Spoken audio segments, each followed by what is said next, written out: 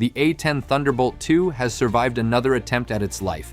Undersecretary of the Air Force Troy Mike confirmed that the Warthog will not retire in 2029 as previously mandated. The new deadline is 2030. This decision, coordinated with Secretary of Defense Pete Hegseth, effectively halts the dismantling of a fleet the Pentagon has spent 30 years trying to eliminate. The 2030 extension signals a cold admission of a critical capability gap. Recent engagements involving swarm boats and low-cost drones have exposed the fiscal insanity of using multi-million-dollar interceptors against $2,000 targets. The A-10 handles attrition with professional efficiency, neutralizing threats at a fraction of the cost. Beyond economics lies the issue of survival.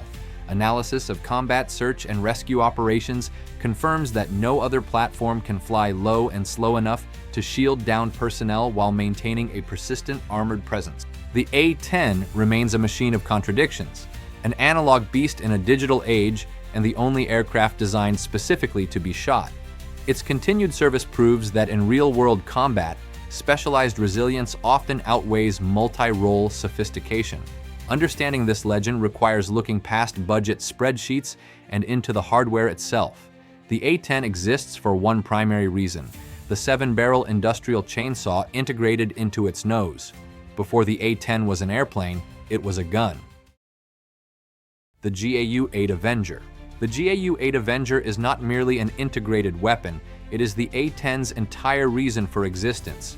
At General Electric, engineers didn't set out to design a gun for a plane. They designed a 6-meter, 1.8-ton industrial beast and then told aeronautical engineers to find a way to attach wings to it. The integration is so absolute that removing the cannon would render the aircraft aerodynamically unstable. Without the weight of the GAU-8 in the nose, the center of gravity shifts so violently to the rear that the plane would tip onto its tail while parked. The weapon occupies a third of the fuselage length, and the ammunition drum, roughly the size of a Volkswagen Beetle, consumes almost all internal space behind the cockpit. To accommodate the massive barrels, the front landing gear was forced 0.4 meters to the right, a lopsided asymmetrical design choice that is virtually unique in the history of combat aviation. Performance-wise, the GAU-8 is an industrial meat grinder. It fires at a fixed rate of 3,900 rounds per minute, or 65 rounds every single second. With a muzzle velocity of 1,110 meters per second, the rounds are exceptionally accurate for a Gatling-style weapon. The system is rated at 5 milliradians, meaning 80% of the rounds fired at a distance of 1,000 meters will strike within a circle just 5 meters in diameter. The sheer physics of the Avenger are violent. At full tilt, the cannon generates approximately 44.5 kilonewtons of recoil force. However, a single General Electric TF-34 engine on A-10 produces about 40.3 kilonewtons of maximum thrust. Mathematically, the rearward push of the gun exceeds the forward pull of one engine. While the popular myth that the plane stops in midair is exaggerated, the recoil is powerful enough to noticeably decelerate the airframe during a sustained burst. The ammunition is the true nightmare for armored units. The standard loadout is a mix of high-explosive incendiary and armor-piercing incendiary rounds. The latter utilize depleted uranium penetrators, a material 1.6 times denser than lead. Depleted uranium possesses a physical property known as adiabatic shear. Upon impact with heavy armor, the tip of the shell does not flatten. Instead, it sheds material in a way that keeps the projectile sharp. This self-sharpening effect allows the rounds to punch through tank roof armor with the ease of a hot needle through wax. The signature sound, the is a haunting psychological tool defined by a lag in physics. Because the rounds travel faster than the speed of sound, targets on the ground are shredded before the noise of the firing ever reaches them. It is a terrifying sequence. First the impact, then the silence, then the delayed thunder of the Gatling barrels.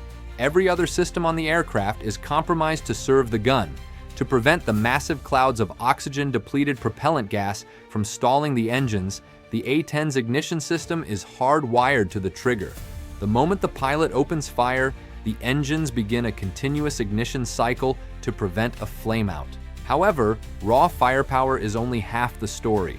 The Warthog's 2030 extension is equally dependent on its ability to sustain damage that would disintegrate any other airframe. No aircraft has ever been designed with such a cynical expectation of being hit. While fifth-generation fighters rely on expensive, low observability, the A-10 is built for the high-probability event of taking a 23mm shell to the face. The centerpiece of this resilience is the titanium tub.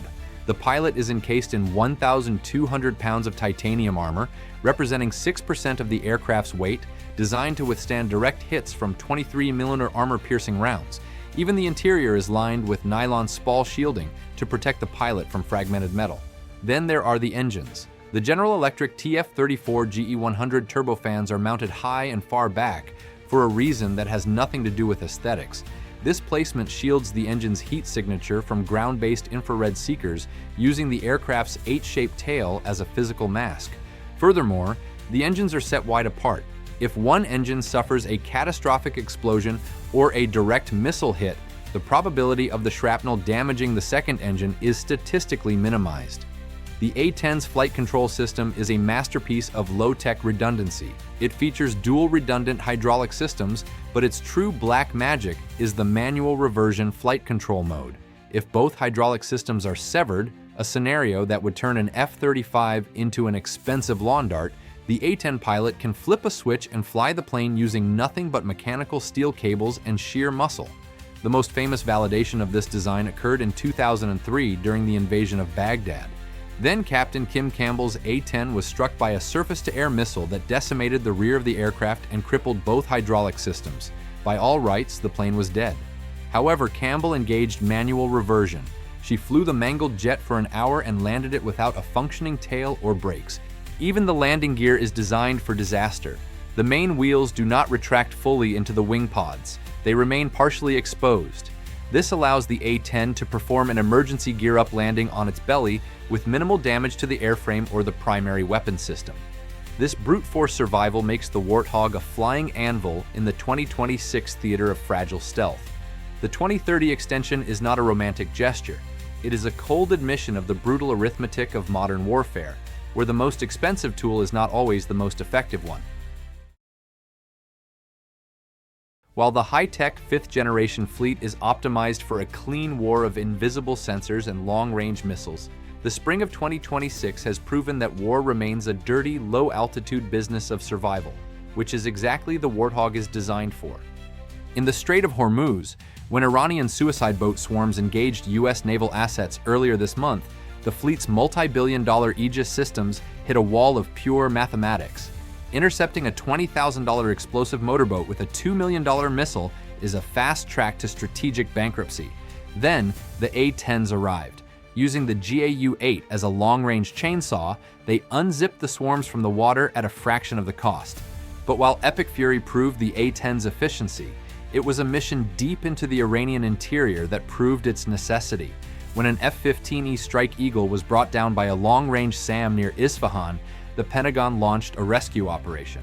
At the heart of this massive armada was a Combat Search and Rescue (CSAR) task force, featuring 10 A-10C Warthogs. Their mission was the legendary Sandy role, to act as the on-scene commanders and armored shields. In the hot zone, the A-10s established a daisy chain, a continuous orbital fire track. Using PGU-13B high-explosive incendiary rounds and low-collateral APKWS laser-guided rockets, the Hogs established a literal red line around the downed pilot. Anything that crossed that line, be it light armor or insurgent technicals, was erased from the map. To allow the rescue helicopters to land, the A-10s intentionally dropped to nap-of-the-earth altitudes to draw enemy fire, acting as low-altitude bait for man pads and anti-aircraft guns. The price of this heroism was high. One A-10C was hammered by multiple shoulder-fired missiles and ground fire. The right engine was decimated, the vertical stabilizer was partially shredded, and the hydraulic system suffered catastrophic failure. In any other aircraft, this would have been a death sentence. Instead, the pilot engaged manual reversion, switching to pure mechanical cables. Driving the mangled jet like a heavy truck without power steering, the pilot refused to eject in enemy territory. He limped the Hog on a single engine for 20 minutes, crossing the border into friendly airspace near Kuwait before finally punching out. He was rescued from the Persian Gulf within 15 minutes. This mission provided the empirical proof that stealth is a poor substitute for stamina when operating in the mud. The F-35's overhead provided vital cover against enemy interceptors, but they were unable to loiter at 150 knots or take a 23mm shell to the airframe without disintegrating. The 2030 extension is a cold admission that the US currently has no other platform capable of protecting its pilots with this level of visceral, armored presence. Economically, the logic is just as unyielding. Operating an F-35A burns $33,000 an hour. The A-10 does the same dirty work for $7,000. With the defense industrial base currently choking on production bottlenecks for the F-15EX and F-35 Block 4, Secretary Pete Hegseth's directive to halt the dismantling of the fleet is a recognition that the sledgehammer still has a place in a world of lasers. The 2030 deadline is a temporary truce between the visionaries of the future and the pragmatists who know that in the heat of a rescue, analog is just another word for unbeatable. As the decade closes, the haunting question remains: when the last Warthog finally retires, who will be the Sandy for the next generation? Because as of 2026, the only thing that can replace a Warthog is another Warthog. The 2030 extension is not just a tactical choice, it is an admission of industrial failure. By April 2026, the US defense industrial base has reached a point of high-tech saturation.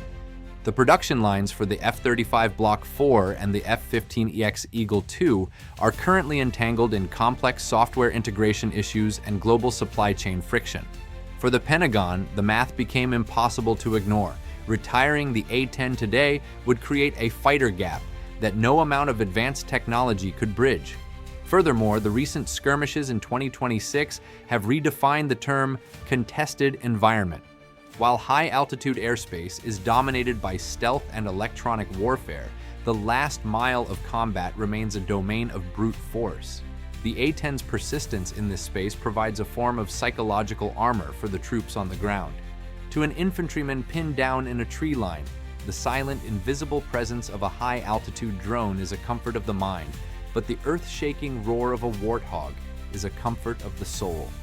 The Air Force's Warthog Mafia, a group of veteran pilots, maintainers, and ground commanders, has finally won the argument that specialized beats multi-role in the dirty reality of attrition. Secretary Pete Hegseth's decision to keep the Davis-Monthan fleet active ensures that the U.S. retains a Plan B for the 2030s. As the sun sets over the Arizona desert in April 2026, the A-10 Thunderbolt II sits on the tarmac, its nose painted with a defiant shark-mouth grin.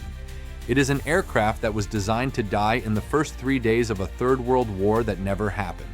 Instead, it has spent over half a century outliving every general, every budget cut, and every superior replacement intended to bury it. The 2030 deadline is being framed as the final chapter, but history suggests we should be skeptical. The A-10 is the ultimate ugly duckling of the sky, a machine built with a singular, violent honesty. It does not promise invisible warfare or surgical perfection. It promises to show up, to take a hit, and to bring its pilot and the ground troops home. In a world increasingly obsessed with the digital and the abstract, the Warthog remains a gloriously analog reminder of what war actually is, a struggle of endurance, resilience, and raw mechanical power. Whether 2030 truly marks the end of the line or just another stay of execution remains to be seen. But now, one thing is certain. As long as there is a soldier in a hole needing a miracle, and as long as there is a pilot down behind enemy lines waiting for a Sandy, the sky will continue to echo with the most terrifying and beautiful sound in the history of aviation. The Hog is still on the line, and its teeth are as sharp as ever.